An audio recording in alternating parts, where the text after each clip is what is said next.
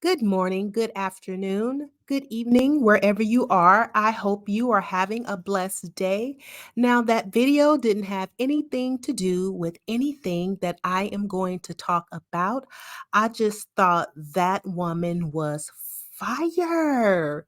I loved it. The way she walked on that catwalk, she was giving gorgeous, and I just wanted to share.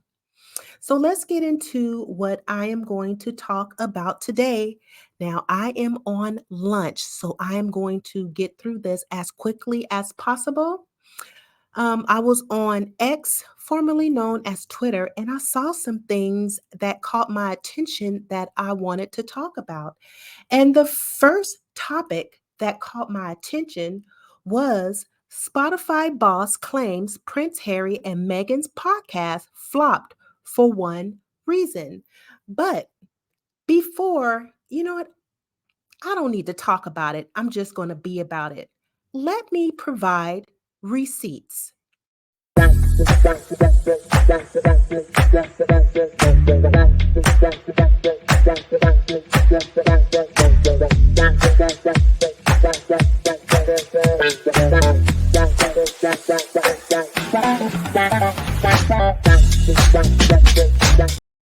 So let's try this again.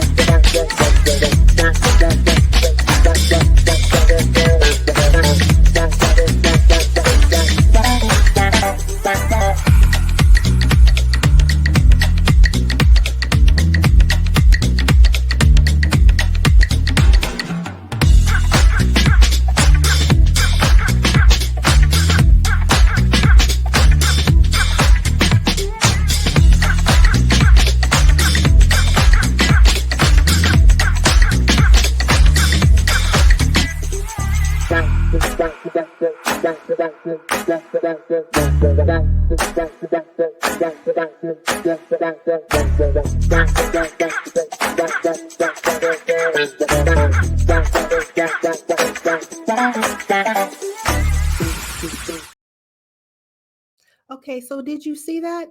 So I'm not going to go according to what people are saying or what the CEO of Spotify allegedly said, because the data is data-ing. There is proof, and people who actually experience what happened during the third quarter and when architects hit, it was highly successful. highly successful. It was number one in multiple countries. It was talked about by everyone. And of course, people who were salty, everything that was said in that in her podcast was negative. But I tell you, baby, that podcast did very well. And let's continue with the data. So, first of all, Archetypes won the People Choice Awards in 2022. In 2022, Spotify third quarter earnings reported, and you can see the link below. Spotify called out Meghan Markle's Archetypes as a notable exclusive podcast premiere in the third quarter. It hit number one in 6 countries. The total monthly active user grew 20% to 456 million. Net addition of 23 million, representing its largest third quarter growth to that particular date, which was the third quarter in 2022. Spotify Premium and subscribers reached 195 million, a gain of 7 million in the period up to that particular date. It was up 13%. So no matter what people are trying to say, and they're trying to scrape Archetype success under the rug, and they're trying to spew lies and negativity about how successful that podcast was, the data is there. And if you want to know how successful it was, just Google it. It's just as simple as that. Moving right along. And isn't that a beautiful picture of Meghan? Because I'm not going to talk anymore about that, because we all know. And if anybody left Spotify, I don't know what went on behind the scenes. It was Meghan and Harry, who took their podcast and took it to another platform where they felt that they could be successful, and where they felt comfortable. Because why would they stay with Spotify? Look at how the Spotify executives are talking about them once they left. They are not professional, in front of the scenes. Just imagine how they were behind the scenes. So I can see why they left. Now, moving on to the second topic, and I'm not going to get in this too much. So they were saying that Meghan wanted to go into politics, and that our governor, because I live in California, Governor Newsom was thinking about Meghan Markle, which is untrue, because Newsom already had LaFonza Butler as his pick. So when Dianne Feinstein passed away, she died at the age of 90. When she passed away, Governor Newsom already had LaFonza Butler on the list, and there was already a video that went out about his pick. Let me show you the video.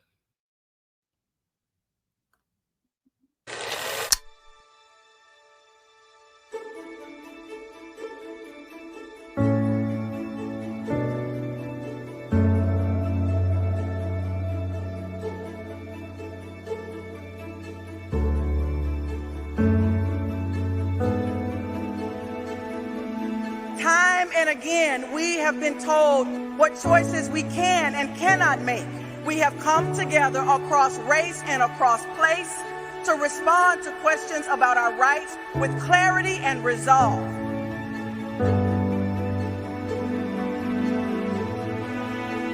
Nursing home workers in 33 facilities that have improved standards.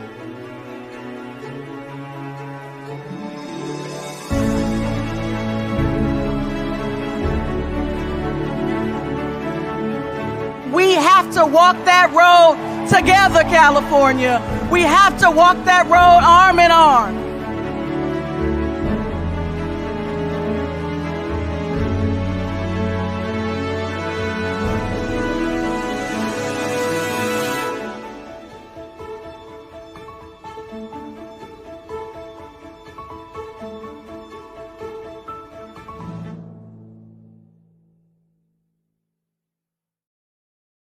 California. Meghan Markle was never in discussion. Meghan Markle has never stated that she wanted to go into politics. So, as I stated, I don't understand why they are doing this for clickbait and for discussion. They just want to continue to smear Meghan. And I got this clip from a squatty on X, and it stated, "You failed as a journalist when you joined GMB News." And this was she was talking to Jack Royston. She said, "In their year-long gossip and hate fest, Meghan is doing what she said, building her business, uplifting communities through their foundation, and being an advocate. She never said a word about running for any office." So while um, Gavin Newsom was appointing LaFonza Butler, the UK media was smearing Meghan and they were making up stories about her. And not only that, they brought on Jack Royston and then they brought on Afua Hagen, where they had a discussion about it. And then they had polls about it. I mean, they were doing too much. And because of this, Afua Hagen, she blocked supporters and people who saw right through that. They are tired of the smear and they are tired of the lies. They were asking questions such as, "Afua, why are you allowing GB News? You know what they are all about. Why would you allow them to use you to smear a woman of color?" And she didn't like what people were saying, so she blocked them. And then she made her Twitter or her X account private. And then GB News removed that particular clip off of their X page. Another Twitter user said, "Good Morning Britain and their obsession and the target harassment of Meghan Markle. They make up daily polls created only to target Meghan. Majority of the people see this for what it is. So what does GMB do? Hide all replies, calling them out, and leave all replies abusing Meghan." So here are all of the replies that was calling them out that was captured before they hid the comments. And there were several, okay? There they are.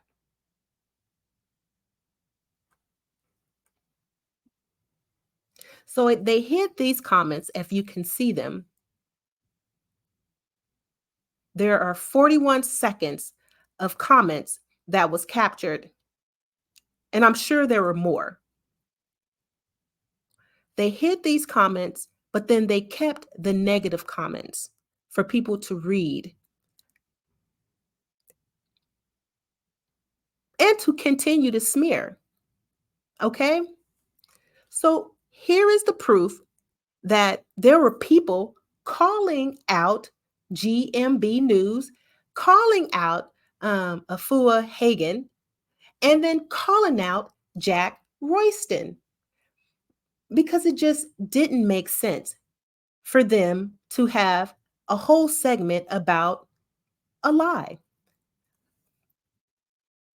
Also, so as you can see, according to Dee, and I don't think she is a squatty, she said, "I will never watch GMB again. They are bullies. They are regularly dehumanizing Meghan Markle for ratings. At Ofcom, do your job properly." Now, you know, Dee, Ofcom is not going to do their job. I mean, they've been doing this for 6 or 7 years and no one has said anything.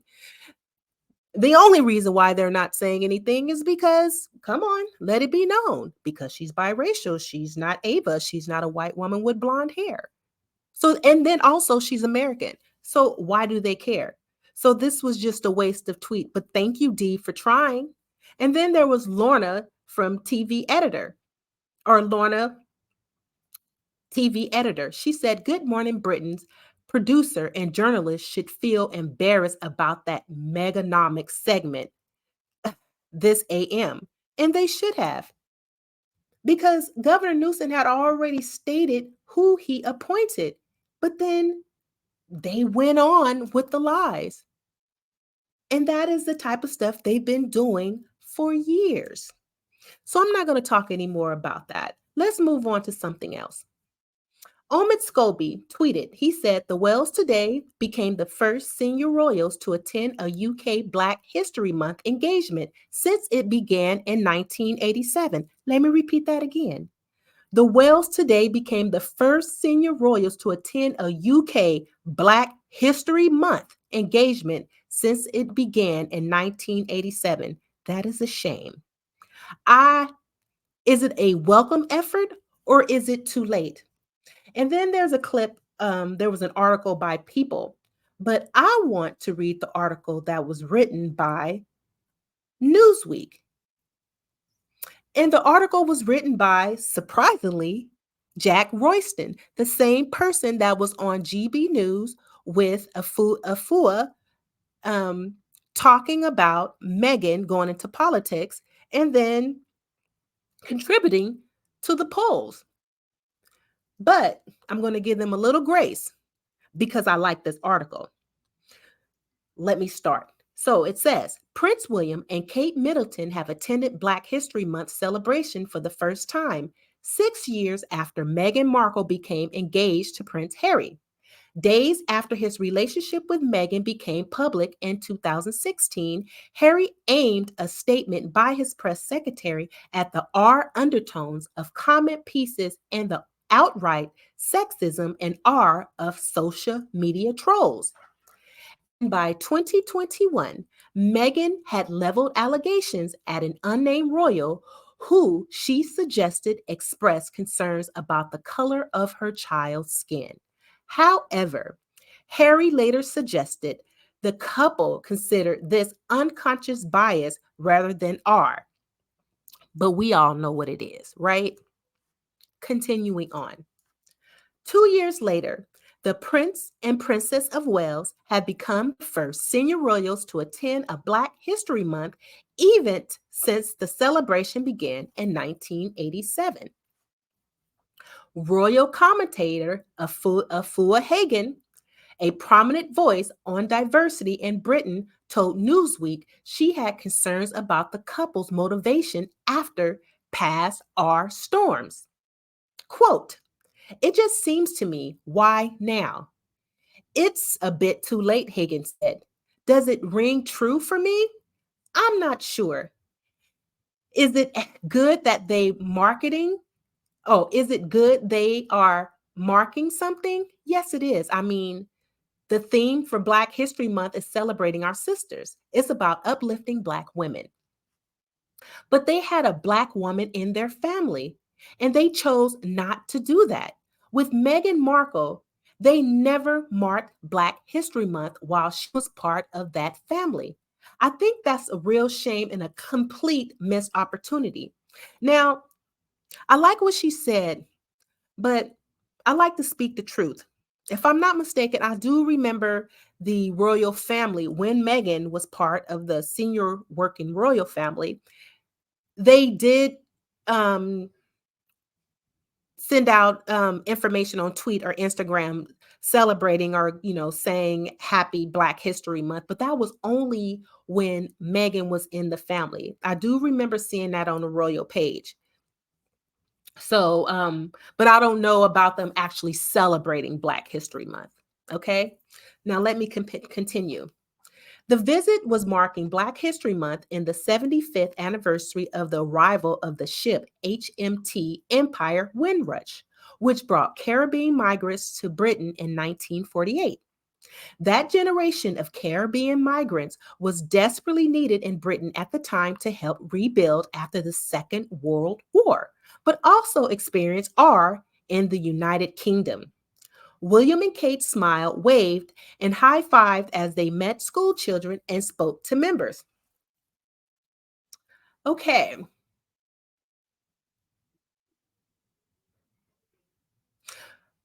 Okay.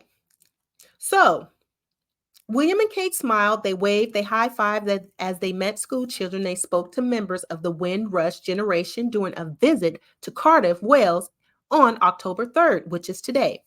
Among activities they participated in was a table of tennis game at the Grange Pavilion and spoke to members of the Ethnic Minority Youth Forum made up of young people ages 11 to 25.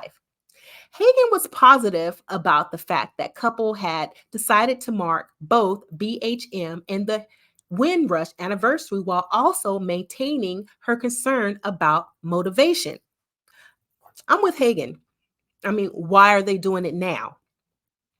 Continuing on, she cited a scandal related to Queen Elizabeth II, former lady in waiting Susan Hussey, who in November 2022 stepped down after repeatedly asking a Black charity boss where she was from.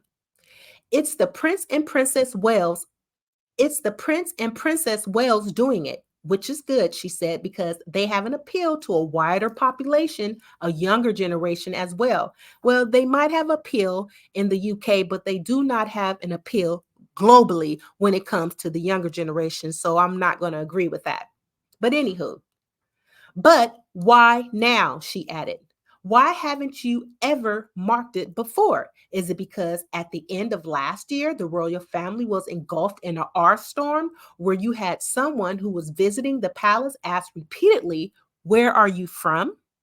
She also referenced William's response to Harry and Meghan's Oprah Winfrey interview in March 2021, which saw him tell a Sky News journalist, "We are very much not a R family." Hagen said, "Is this them trying to prove that they are not an R family by now all of a sudden embracing Black History Month?" The only royal family members recorded let me go. The only royal family members recorded attending a Black History Month event in the court circular, the royal family's professional or official public diary, are Prince Edward and Sophie, Duchess of Edinburgh, in 2022, making William the first future king to mark the occasion. It comes as King Charles III is under growing pressure from the Caribbean nations to apologize for slavery and enter a meaningful discussion about paying reparations. Jamaica has publicly disclosed plans to petition the king for reparations directly, bypassing the British government. Quote, "They are under huge pressure over the questions of reparations and slavery," Hagen said, "over questions of the origins of some of the crown's jewels and some of the things in the king's collection that have been forcibly removed from other countries, but they are also under pressure from countries who want to leave the realms." So that is the article from Newsweek, and I love it. She also should have included what are they doing for the people in the UK, not just talking about Black History Month, but let me show you a video of people who are standing in line at the food banks.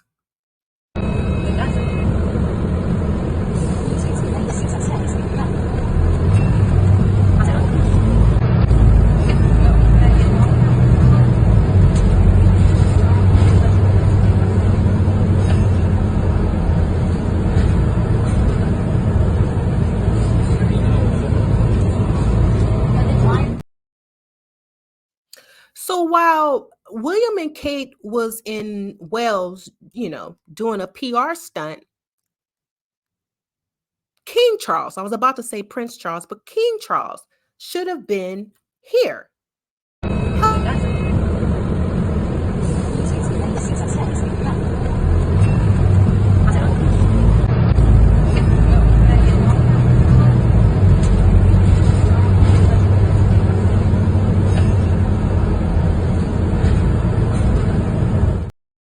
But instead of talking about this and supporting this, they are talking about Harry and Meghan, who lives in California, doing their own thing and not thinking about them.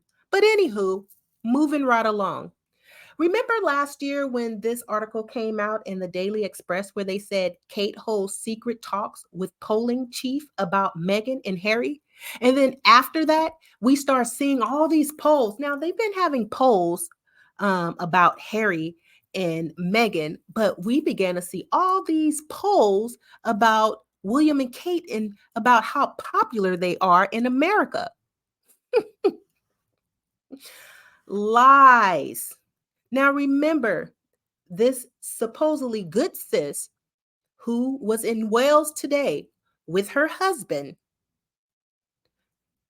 supporting Black History Month tried to smear and have one up on her Black stepsister, her Black sister-in-law who lives in America due to her jealousy. But I'm going to continue on.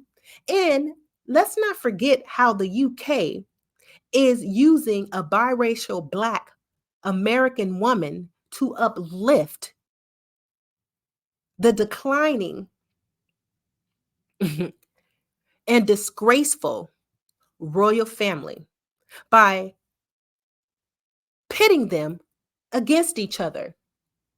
Why isn't William and Kate and King Charles doing something about this? Why aren't they coming out and saying enough is enough? Leave Meghan alone. But they're not going to do that. But they will stand next to Black people for a picture. So, just like James Baldwin said, and I'm going to keep putting this quote up, I can't believe what you say because I see what you do. Moving right along. Isn't that a nice picture of Meghan? I think this picture was taken when she was in Southern Africa in 2019. I'm not sure, but I remember her wearing that dress. Now, let's get into the karma. Let's get into the drama because there is drama and people are talking and they are lying about Meghan, but then they didn't realize there was consequences.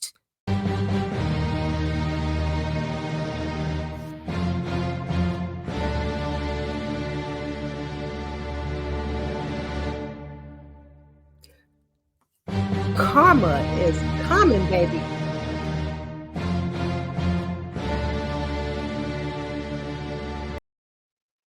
So, anywho, now I don't like to get into people affairs and their marriages or anything like that. And the only reason why I'm talking about this is because this sister right here put her 2 cents in a situation she should have stayed out of. Okay.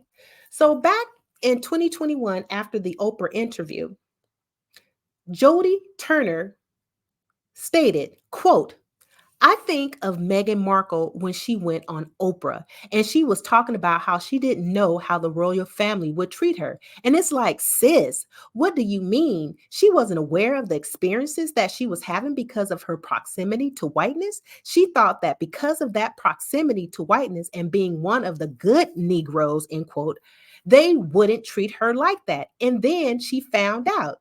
You effed around and you found out when they treated you like they would treat a Black woman like me. Now, she could have kept that to herself. But all I'm going to say is karma, karma, karma, because Jodie Turner, you just effed around and found out, sis, because now you are going through a divorce. Moving right along. Now,